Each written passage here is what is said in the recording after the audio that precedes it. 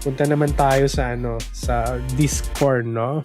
We can all agree na anything that protects kids is a good thing, right? Yes. Right? True. Right, Epstein, right? Yeah. Especially ngayon. Sino si Epstein? Nasa island, hindi natin lang. Buhay pa daw siya. Buhay pa, Naglalaro buhay pa. ng Fortnite, sabi dun sa mga Ay, oo. On February 9, Discord announced a major global update that will make yung parang teen safety settings nila as a default. So ano daw to? Maro-roll out tong settings na to by March. Basically, by default, teenager daw lahat. Ay, gusto ni joke Shell. lang. By default, teen settings yung mangyayari dito. All new and existing users, yun nga, magigaran sila ng parang teen appropriate experience by default. So, ano man yung teen appropriate experience na yun? Kinabala. So, this includes updated communication settings, restricted access to age-gated spaces, and content filtering. Walang access sa mga mature na bagay. Bawal. Ganun, ang daming bawal. Pare tayo, kumbaga, PG-13 ang dating. PG-13 yung mga yan. Patnubay na magulang ay kailangan. So, palitan ko na yung tag ng Pinoy Gamer. PG-13. Content appropriate tayo. Sure. So, according sa Discord, yung default protection nito, ito yung mga kasama nila. So, una, meron siyang content filters. Users will need to be age assured as adults in order to unblur sensitive content or turn off the settings. Kasi di ba meron mga channels na NSFW. So, hindi na siya parang lantaran. Kung nag-post mo kayo ng scandal nung gold medalist, babablur siya.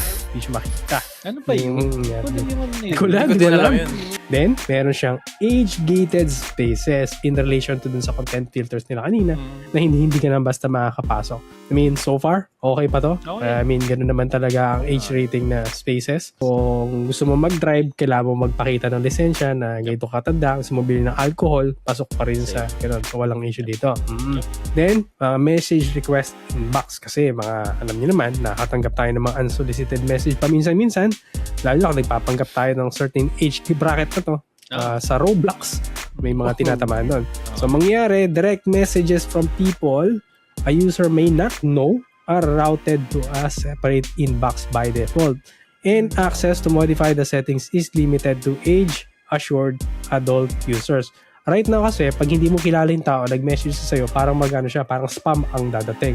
So, ang gagawin daw nila ngayon parang may additional na filter. I think hindi mo na makikita kung based sa age mo, hindi mo na alam kung sino yung nag-message na yun. Hindi mo naman marireceive. So far, so good. For kids protection siya. Yep. Yeah. Similar to friend request alerts, people will receive warning prompts from friend requests from users that they may not know. Lalo na kung Epstein yung main name niya. Delikado. Sige. International podcast group ka, naghahanap ka ng bagong host ka doon. So, yun. Then, finally, meron siyang stage restrictions. Stage restrictions is parang yung para mga community event na malaki na mga host session. Ang mangyayari ngayon is only age-assured adults may speak on the stage servers. I think that's fine. I mean, kung may mga audience ka na nakikinig, tas bata yung nagsasalita, di ba may irita ka lang naman. So, I think tama lang yun. Hindi naman siya controversial in a way. I mean, makinig kayo sa akin, meron akong Roblox na, gano'n, gusto mo ba nakikinig? Ganun na ganun. Gusto mo ba? Kung ako yun, age restrict ang buwisit na to Baka maban ka pa. Problema ganun lang yung boses niya pero di sa bata. Ayun lang. May mga ganon. May mga ganon may kilala ko mga ganon. Pala. Ako din. Yung pumipiyok pa, no?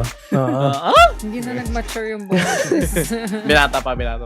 So meaning nito, in general, users verified as adults will be able to access age-restricted channels, surveys, and app commands, unblur sensitive content, turn off content filters, modify message request inbox settings, and speak on stage in surveys.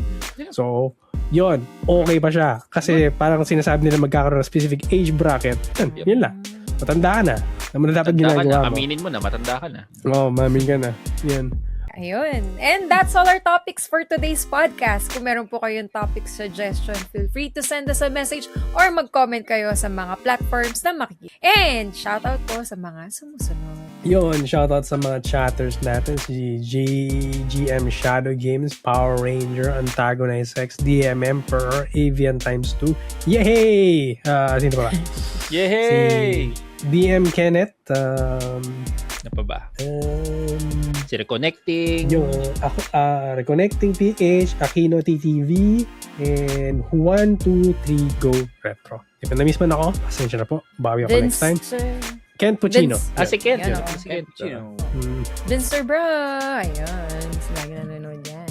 And to join, bago yung to join, to support us, you can like, comment, subscribe, and of course, follow nyo po kami kung saan mang platform nyo kami makikita. And of course, to join our discussion, we are available every Friday or Saturday sa Pinoy Gamer Twitch channel and sa aking Shell Balete Facebook page sa namin ginagawa ang aming live recording. And kung meron kayong mga kilala na pwede mag-guest sa aming show at kung gusto nyo din po maging guest sa aming show, just let us know. Kontakin nyo po kami sa mga social media accounts and of course sa page din po namin or sa aming website which is ang pinoygamer.ph. And yung mga shoutouts nga po ay binibigay namin sa dulo ng video. So, ayan na. Binigay na po namin.